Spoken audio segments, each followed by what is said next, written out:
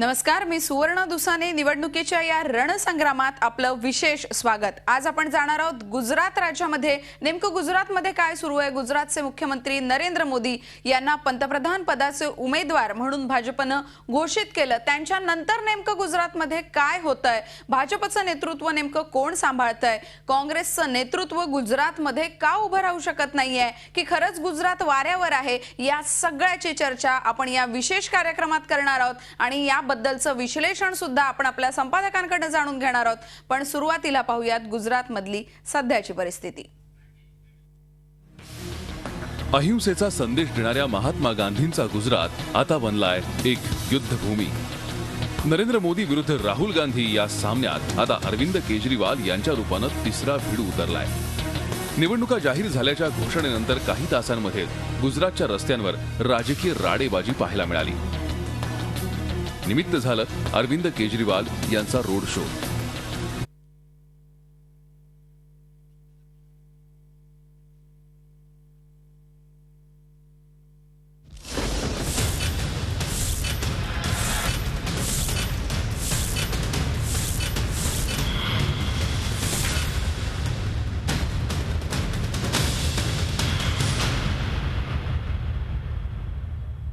नमस्कार, मी सुवर्ण दुसाने. निवडणुकीच्या या रणसंग्रामात आपलं हार्दिक स्वागत. आज आपण जाणार आहोत गुजरातमध्ये. भाजपनं पंतप्रधान पदाचे उमेदवार म्हणून नरेंद्र मोदींच्या नावाची घोषणा केल्यानंतर आता मोदी देशभरात फिरताना दिसतायत. तर मोदींच्या पाठीमागे भाजपचं नेतृत्व नेमकं कोण सांभाळतंय? काँग्रेस हे गुजरातमध्ये का उभं राहू शकत नाहीये? काँग्रेसचं नेतृत्व नेमकं कोणाकडे आहे? 26 जागांसाठीचा हा रणसंग्राम नेमका गुजरातमध्ये कसा रंगतोय हे आपण पाहणार आहोत गुजरात वाऱ्यावर या आमच्या निवडणूक विशेष कार्यक्रमात.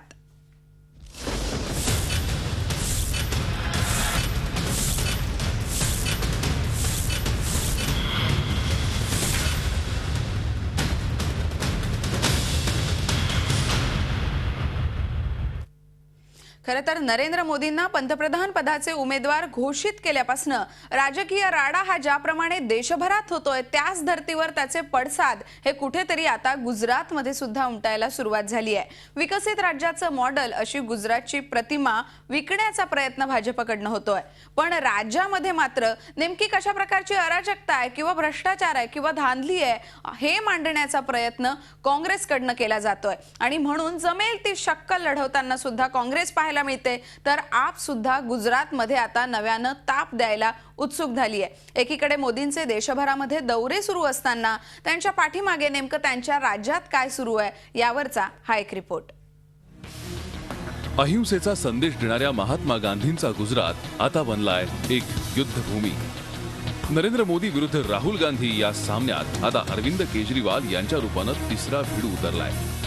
निवडणुका जाहीर झाल्याच्या घोषणेनंतर काही तासांमध्ये गुजरातच्या रस्त्यांवर राजकीय राडेबाजी पाहायला मिळाली.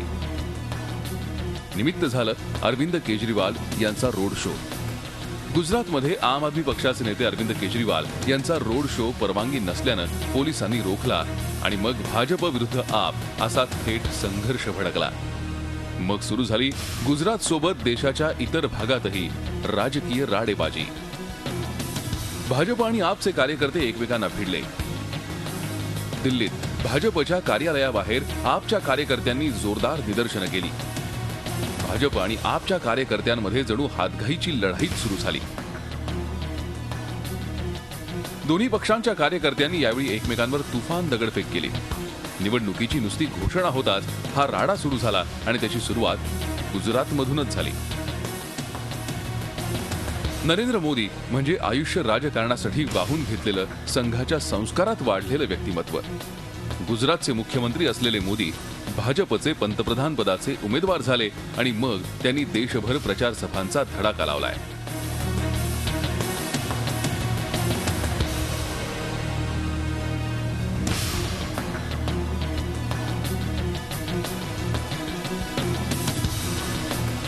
गुजरातच्या भूमीवर जणू ते काही काळ फक्त टेकण्यासाठी येतात आणि मग पुन्हा प्रचारासाठी झेप घेतात. अर्थात ते अपेक्षितच होतं. मात्र राज्याचे मुख्यमंत्री तब्बल वर्षभर राज्याबाहेर भ्रमण करतायत. त्यामुळे ज्या मोदींनी देशाला गुजरातच्या विकासाचं मॉडेल दाखवत पंतप्रधान पदाची घोडदौड सुरू केली त्या गुजरातच्या भविष्याबद्दल सध्या तरी चर्चा घडून येताना दिसत नाही. निवडणुकांनंतर एनडीए प्रणित सरकार स्थापन झालं आणि मोदी देशाचे पंतप्रधान झाले तर गुजरातमध्ये त्यांची जागा चालवणार कोण हा सर्वात मोठा प्रश्न आहे. या प्रश्नाचं उत्तर सध्या तरी कोणाकडे नाही. गुजरातमध्ये मोदींना उत्तर नाही हे जगाला दाखवून देणाऱ्या भाजपलाच गुजरातमध्ये मोदींचं उत्तर शोधावं लागणार आहे. काँग्रेस मुक्त भारत हे स्वप्न साकारण्यासाठी मोदी देशभर प्रचाराचं रान उठवत आहेत.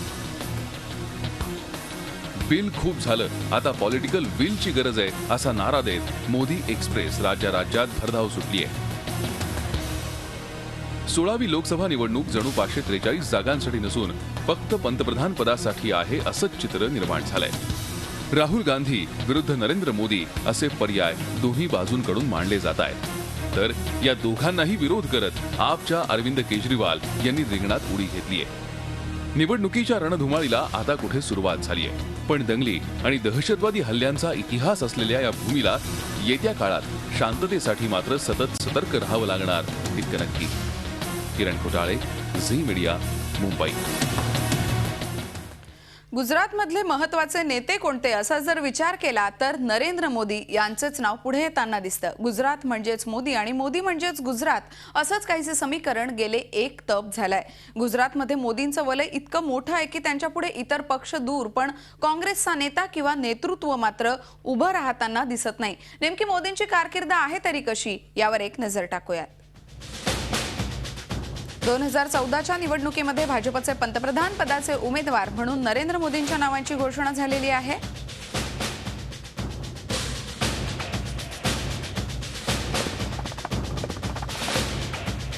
ऑक्टोबर 2001 पासून नरेंद्र मोदी हे गुजरातचे मुख्यमंत्री म्हणून पदभार सांभाळत आहेत.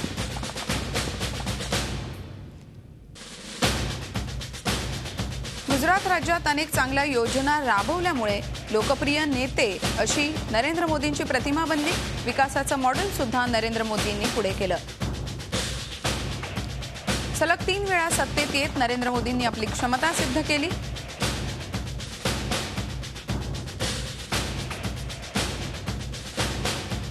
विकास पुरुष म्हणून राष्ट्रीय राजकारणात आपली स्वतःची मोहर उमटवण्यात मोदींना यश आलं.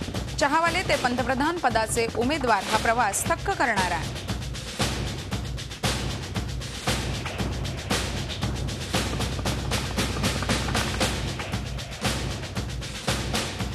कुशल संघटक आणि उत्तम प्रशासक म्हणून नरेंद्र मोदींची ख्याती राहिली आहे.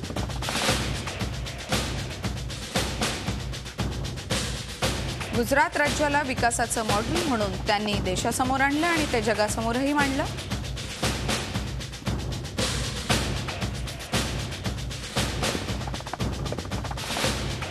दोन 2002च्या दंगलीचा नरेंद्र मोदींच्या कारकिर्दीवर एक सगळ्यात मोठा डाग असं आपल्याला म्हणता येईल.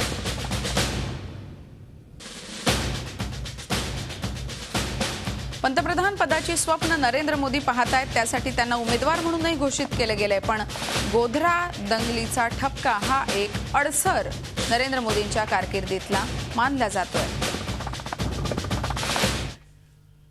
तर गेल्या लोकसभा आणि विधानसभा निवडणुकांमध्ये गुजरात राज्यामध्ये काँग्रेसची नेमकी काय परिस्थिती राहिली हे सुद्धा आपण पाहूयात ग्राफिक्सच्या माध्यमातून. लोकसभा निवडणुका 2009 मध्ये झाल्या. काँग्रेस 26 पैकी फक्त 11 जागांवरती विजयी झाली. 26 जागा आहेत गुजरातमध्ये, त्यापैकी 11 जागा काँग्रेसला मिळाल्या तर भाजपला 15 जागा विजयी झाला. तर 2012च्या विधानसभामध्ये काँग्रेसला 182 पैकी फक्त 61 जागा मिळाल्या होत्या आणि भाजपला 115 जागा मिळाल्या. गुजरात विधानसभेची परिस्थिती आपण आता दाखवली आणि त्याआधीची गुजरात लोकसभेची स्थिती आपण पाहिली. आणि या सगळ्याबद्दल चर्चा करण्यासाठी आपल्याबरोबर झी 24 तासचे मुख्य संपादक डॉक्टर उदय निरगुडकर हे आपल्या सोबत आहेत. आपण थेट त्यांच्याकडे जाऊयात. सर, आपण पाहतोय नरेंद्र मोदींना पंतप्रधान पदाचे उमेदवार म्हणून घोषित केल्यापासून गुजरात हे राज्य संबंध देशात आणि एकूणच जगामध्ये चर्चेचा विषय राहिलेला आहे. नेमका मतदानाचा कल काय दिसेल? मतदान मोठ्या प्रमाणावर होईल का? काय परिस्थिती गुजरात राज्यात तुम्हाला जाणवते? गुजरातमधल्या मतदानाची टक्केवारी आहे ती राष्ट्रीय सरासरीपेक्षा जवळपास 11% कमी आहे आणि महाराष्ट्रापेक्षा सुद्धा जवळपास 2% कमी आहे. संपूर्ण भारताचं वोटिंग ॲव्हरेज जर आपण पाहिलं तर ते 58% आहे, महाराष्ट्राचं 50% आहे, तर गुजरातचं 47.90 इतकं आहे. त्यात जर आता गंमत करायची झाली तर आपल्या लक्षात येईल की नरेंद्र मोदी यांनी गुजरातची कमान सांभाळल्यापासून गुजरातमध्ये भारतीय जनता पक्षाची कमान जी आहे ती वरती आहे. 1995 साली शंकरसिंग वाघेला यांच्या साथीनं मोदी हे त्यांचे प्रमुख त्यावेळेला दुय्यम सहकारी होते. त्यांनी 1995 साली खऱ्या अर्थानं काँग्रेसकडनं सत्ता खेचून आणली, परंतु त्यानंतर त्या ठिकाणी बऱ्याच गोष्टी घडल्या. पुढे केशुभाई पटेल आले. केशुभाई पटेल हे सुद्धा नाराज झाले आणि त्यांना राजीनामा द्यायला लागल्यानंतर नरेंद्र मोदी त्या ठिकाणी आले. त्यानंतर गुजरातमध्ये प्रचंड मोठ्या प्रमाणावर भूकंप झाला आणि त्या भूकंपानंतरचा सर्वात मोठा हादसा होता तो गुजरात दंगलींचा, जो डाग आत्तापर्यंत भारतीय जनता पक्षाला तिथून पुसता आलेला नाही. जरी मोदी यांना सुप्रीम कोर्टानं क्लीन चिट दिली असली तरी सुद्धा तो आत्ता या निवडणुकीतला सुद्धा प्रचंड मोठा मुद्दा असणार आहे. 2009 साली त्यावरच बोट ठेवत मौत का सौदागर 2012 साली सुद्धा त्याचा उल्लेख झाला. त्या मौत का सौदागरचा फायदा घेत एक वेळ मोदींनी आपली विकास पुरुष अशी प्रतिमा ठाम करत स्वतःला एस्टॅब्लिश करायचा प्रयत्न केला. परंतु मला या ठिकाणी प्रश्न असा पडतो सुवर्णा की मोदी यांच्या संपूर्ण कारकिर्दीमध्ये मोदी या व्यतिरिक्त मला दुसरं काही दिसत नाही. गुजरातचा जेव्हा मी दौरा केला आहे तेव्हा मला कुठल्याही पोस्टरवर अडवाणी दिसले नाहीत. अडवाणी हे गांधीनगरमधून निवडून येतात, सुवर्णा तुझ्या लक्षात असेल. मोदी यांच्या इथे मोदी सोडले तर नंबर 1 वर मोदी, नंबर 2 वर मोदी, नंबर 3 वर मोदी, अगदी नंबर 182 विधानसभा आणि 26 लोकसभा या सगळ्या ठिकाणी फक्त मोदी हाच एक ब्रँड असतो. त्यामुळे मोदींच्या संपूर्ण मंत्रिमंडळामध्ये अर्थमंत्री कोण आहे, ग्रामविकास मंत्री कोण आहे, गृहमंत्री कोण आहे, त्यांच्यामध्ये समाज कल्याण खातं कोण बघतं, या सगळ्याचा आपल्याला काहीही उलगडा होत नाही. याचं कारण तिकडे मोदी ह्याच एकमेव मुख्यमंत्री जो सर्व खात्याचाच मंत्री आहे की काय अशा प्रकारची टीका त्यांच्यावर नेहमी सातत्यानं होत असते. दुसरी गोष्ट अशी आहे की भारतीय जनता पक्षामध्ये समविचारी, समवयीन आणि समप्रभाव असलेले जे अनेक नेते होते त्या नेत्यांमध्ये अडवाणी आणि वाजपेयी यांच्या युगानंतरची नेतृत्वाची कमान कोणाकडे जाईल याविषयीची जी सत्ता धमाधम सुरू होतं त्यात मोदी हे तसे पुढे नव्हते. त्यावेळेला ती सत्ता कमान राजनाथ सिंग यांना मिळेल का, त्यानंतर ती गडकरींना मिळेल का, ती अरुण जेटलींना मिळेल का, ती सुषमा स्वराजना मिळेल का, अशा प्रकारची चर्चा चालू असताना मोदींनी जेव्हा तिसऱ्यांदा आपला विधानसभेतला रेकॉर्ड ब्रेक असा विजय मिळवला, हालाकी त्यांच्या जागा 2नी कमी झाल्या असल्या, 115 वर जरी विधानसभात त्यांना समाधान मानावं लागलं असतं आणि मागच्या वेळी 117 होत्या, तर केशुभाईंच्या बरोबर त्यांनी 121 जागा मिळवलेल्या होत्या. परंतु तरी सुद्धा अशा प्रकारची हॅट्रिक करणं ही काही सोपी गोष्ट नव्हती. आणि त्याचबरोबर इंडस्ट्रीचा त्यांना मिळालेला सपोर्ट, माध्यमांनी दिलेली प्रसिद्धी, अमेरिकेनं त्यांच्या विरुद्ध टाकलेला एक प्रकारचा बहिष्कार, पाश्चिमात्य अशा वृत्तपत्रांमधून सातत्यानं त्यांच्याविषयी होत जाणारी उलटसुलट चर्चा आणि एकीकडे विकासाचं समोर आलेलं मॉडेल आणि त्याच्या पार्श्वभूमीवर इतर राज्यांचं विकासाचं तेवढं चांगलं नसलेला विकास, त्याचबरोबर अनेक या विकासाच्या कॉन्ट्रोवर्सी होत्या. मानवी इंडेक्स असेल, ह्युमन डेव्हलपमेंट इंडेक्स असेल, त्याच्यानंतर तिकडे इन्फंट मॉर्टॅलिटी रेट असेल, अशा अनेक गोष्टींवर गुजरातच्या प्रश्नचिन्ह निर्माण झालेलं होतं. या सगळ्या पार्श्वभूमीवर मोदींचं पंतप्रधानपदासाठी दावेदार होणं हे भाजपमधल्या समवयीन, समविचारी आणि समप्रभावी नेत्यांना फारसं रुचलेलं नव्हतं, ही वस्तुस्थिती आहे. याचं कारण भारतीय जनता पक्ष हा राज्यसभेतल्या नेत्यांनी चाललेला पक्ष त्या काळात होता आणि तो आत्ताही बऱ्याच अंशी तसाच आहे. त्याच वेळेला संघाचं असलेलं जे प्रभुत्व होतं भारतीय जनता पक्षाचं, त्या संघाला नेतृत्व मान्य आहे का असेही कुजबूज त्या ठिकाणी चालू झालेली असतानाच मोदींनी गोवामध्ये त्यांच्या जेव्हा नेमणुकीवर शिक्कामोर्तब करण्यात आलं तेव्हापासून संपूर्ण पक्ष स्वतःच्या भोवती फिरवत ठेवण्यात, स्वतः स्वकेंद्रित अशा प्रकारची कॅम्पेन करण्यामध्ये त्यांनी एक धन्यता मानलेली आपल्याला दिसेल. मग ते मोदींची चाय पे चर्चा असेल, मोदींच्या 3D सभा असतील, एखाद्या तंत्रज्ञानाचा अफलातून वापर कसा करावा, आधुनिक व्यवस्थापन तंत्रांचा. सर, तुम्ही सांगताय की हे सगळं स्वकेंद्रित कसं मोदींनी केलं, मोदींच्याच नावाचा सगळा बोलबाला गुजरातमध्ये पाहायला मिळतो, पण आता मोदींनंतर काय याची सुद्धा चर्चा आपल्याला करायची आहे.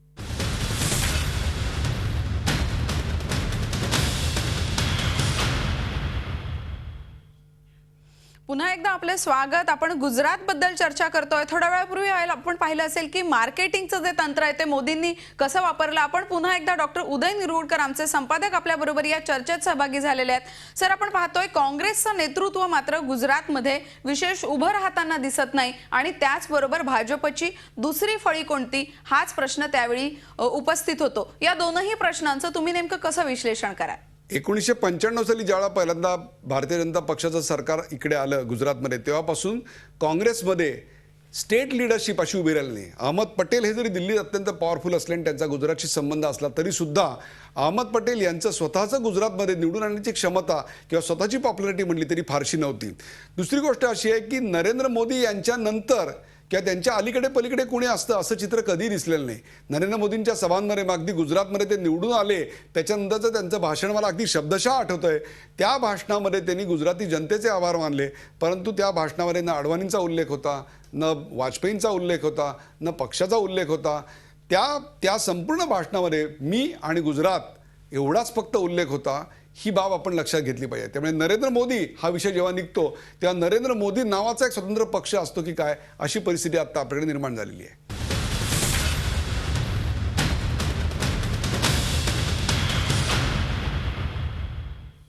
निवडणुकीच्या रणसंग्रामात आपलं पुन्हा एकदा स्वागत. आपल्याबरोबर उदय सर आहेत. सर, आपण पाहतो ओबीसींचा नेता म्हणून नरेंद्र मोदी जे आहेत ते विकासाचा मॉडेल म्हणून सुद्धा देशासमोर आलेले आहेत. पण नेमकं गुजरात मधलं जातीय इक्वेशन कसं असू शकेल आणि त्याचे देशावरती काय परिणाम पाहायला मिळू शकतात? गुजरातमध्ये जातीचे अंडरकरंट खूप स्ट्रॉंग आहेत. अगदी माधवसिंग सोळंकी असल्यापासून आपल्याकडे तिकडे खाम अशा नावाचा फॉर्म्युला आहे. सुणा खाम याचा अर्थ आहे क्षत्रिय, हरिजन, आदिवासी आणि मुस्लिम अशा प्रकारची मतांची एक मोठ बांधून त्या ठिकाणी राजकारण खेळलं जातं. परंतु नरेंद्र मोदी हे या जातीवरचं लक्ष जातीवरून बदलून ते विकासावर आणण्यात यशस्वी झालेत काही प्रमाणात असं म्हणता येईल. तरीसुद्धा नरेंद्र मोदी ओबीसींचे नेते असणं हे त्यांच्या पथ्यावर पडतंय, ते देशपातळीवर पथ्यावर पडतंय, तसंच ते गुजरातमध्ये पथ्यावर पडतंय. सर, आपण पाहतोय की जातीय इक्वेशन जी आहेत ती फायदेशीर ठरताना दिसू शकतात, पण दुसरीकडे विकासाचं मॉडेल हे राज्याचं मॉडेल म्हणून पुढे केलं जातंय. हा फॉर्म्युला देशपातळीवरती लागू होताना दिसेल का? त्याच्यावर कडकडून टीका जेव्हा राहुल गांधी मुंबईत आले होते तेव्हा संपर्कांच्या शिष्टमंडळासमोर त्यांनी तशा प्रकारची कडकडून टीका केली होती की एक प्रकारे गुजरातचं मॉडेल म्हणणं म्हणजेच महाराष्ट्रातल्या लोकांवर अन्याय करण्यासारखं आहे, तामिळनाडूतल्या लोकांवर अन्याय करण्यासारखं आहे. त्यामुळे गुजरात याच्या अंडर, विकासाच्या अंडर जे जे येतं त्याच्यावर प्रचंड मोठ्या प्रमाणात टीका अर्थातच काँग्रेसकडनं होणार आहे.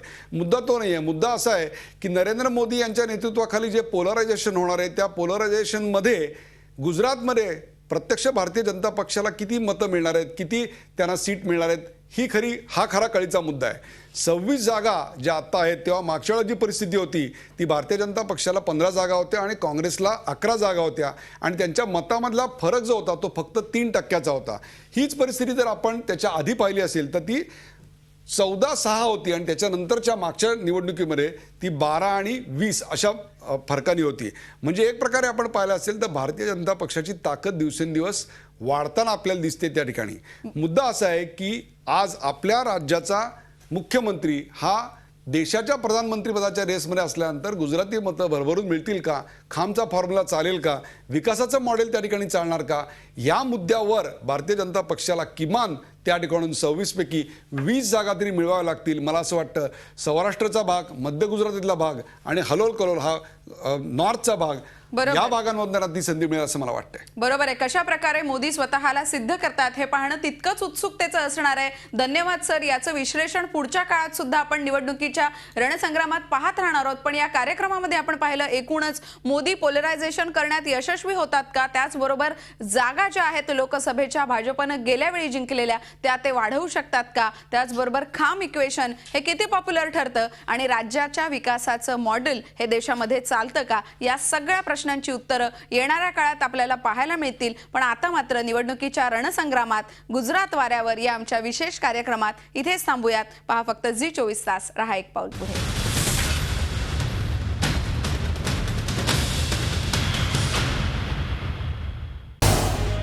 झी24 तास रहा एक पाऊल पुढे.